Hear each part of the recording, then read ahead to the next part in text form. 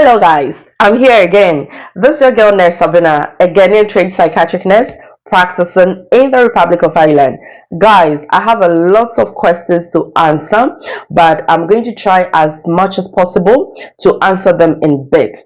So in today's video, I am basically going to provide answers to some questions that I have received under most of my videos that has to do with the Nmbi recognition process. So I'm going to provide you answers in this particular video.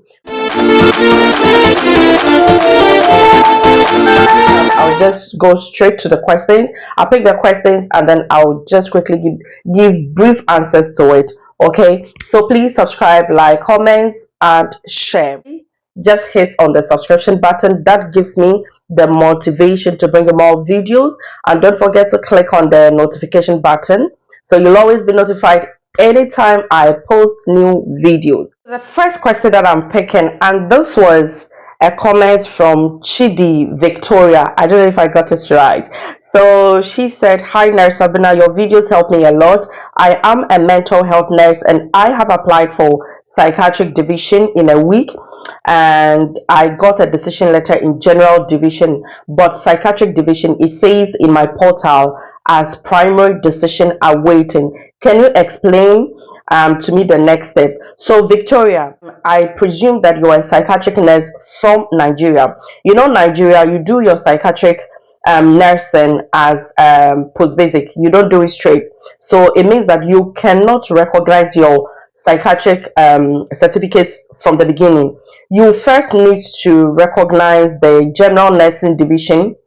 You already have the general nursing license, yes, before you did the psychiatric as post basic. So if you are joining NMBI, you cannot use the psychiatric post basic to do your recognition. No, you first need to do the general nursing, because that one gave you 3 years training, whereas the psychiatric did not give you 3 years training. So NMBI would not accept that as your basic recognition. So your first recognition should be the general nursing, because that you were trained for 3 years and that qualifies you to go through the recognition process.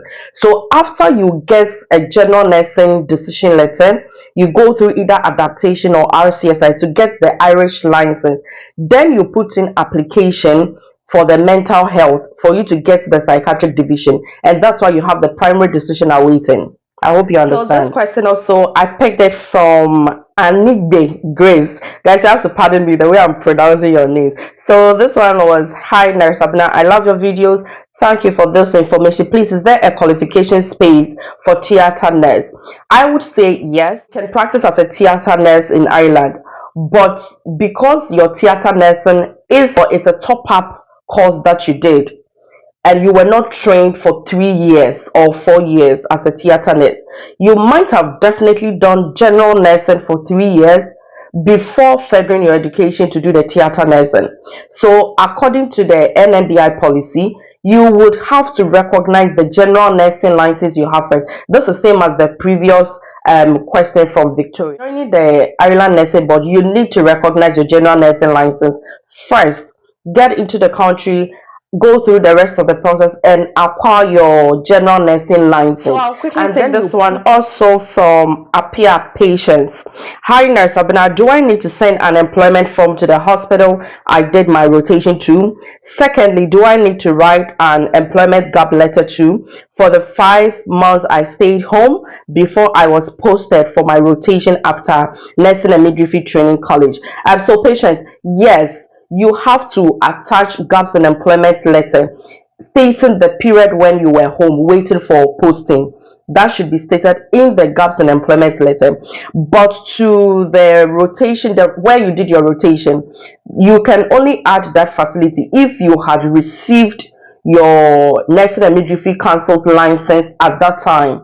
If you received your license during the rotation, then you can take an employment letter to that facility.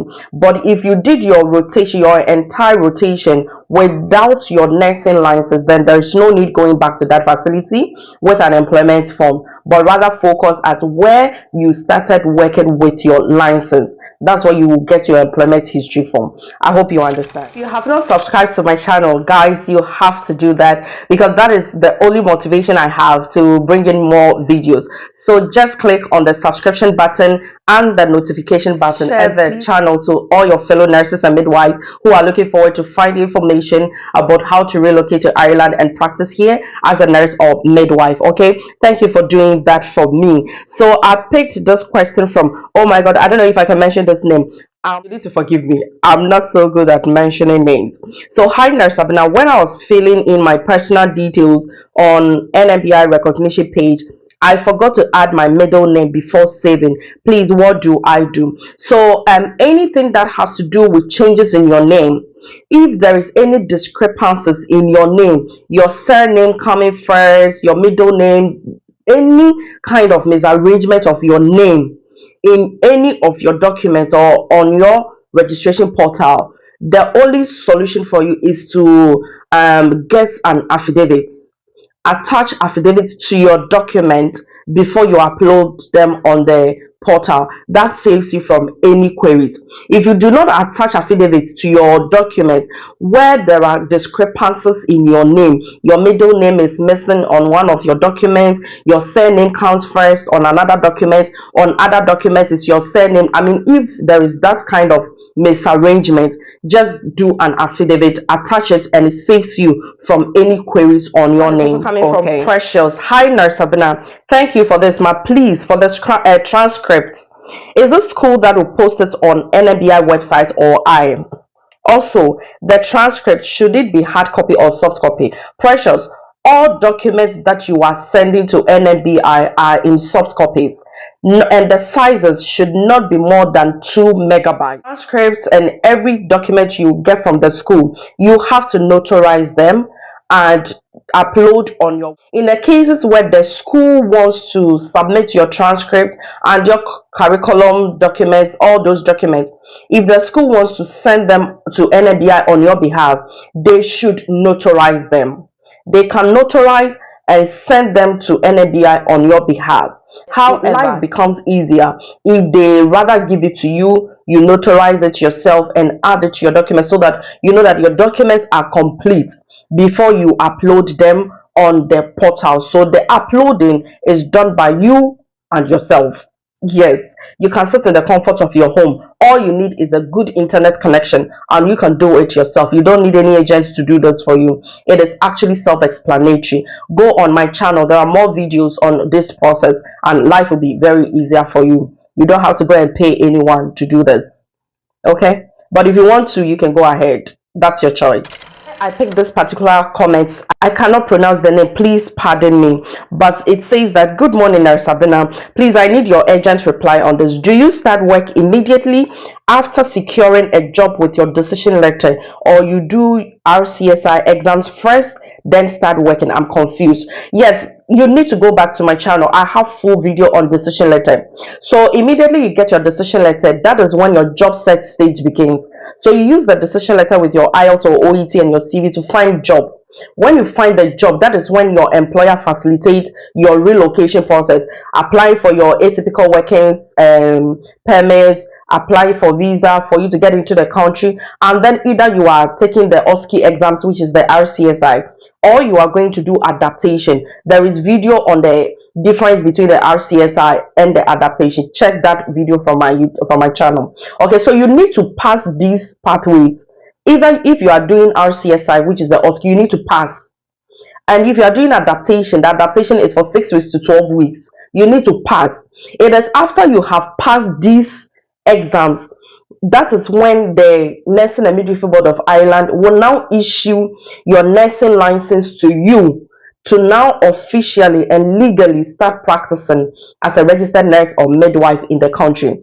But your company can probably ask you to start working as a healthcare assistant whilst probably waiting for your Irish PIN. So this particular one is coming from Adoma Beatrice, and she says, Abena, I am already at UK, a midwife at Ghana, and want to relocate to Ireland, and what should I do now? So Beatrice, If you are practicing as a midwife in UK, that is quite easier. All you need to do is to attach your UK midwifery license to the other required overseas documents and then make that application to Nmbi. It's easier. That one, you don't need IELTS.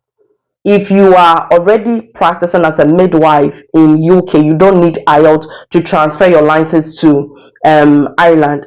But if you are not practicing as a midwife in UK, then you would have to go through the general process, like somebody, a midwife in Ghana, making an application to Ireland. You'll have to go through that same process and same document. All those information are on the channel. Just slide into the videos and watch that. These are the few questions I can actually provide answers to. For now, I'll meet you again with another set of questions and provide answers to it. Don't forget to subscribe, like, comment, and share. This will help your fellow nurse or midwife who is out there looking for answers to certain questions as to how to relocate to Ireland and practice here as a nurse or midwife. I hope this video is beneficial to you in all aspects. I hope to meet you once again. Please don't forget, this is your girl, Nurse Abuna, and this is my channel. Thank you for subscribing and thank you for making time to watch this video. See you next time.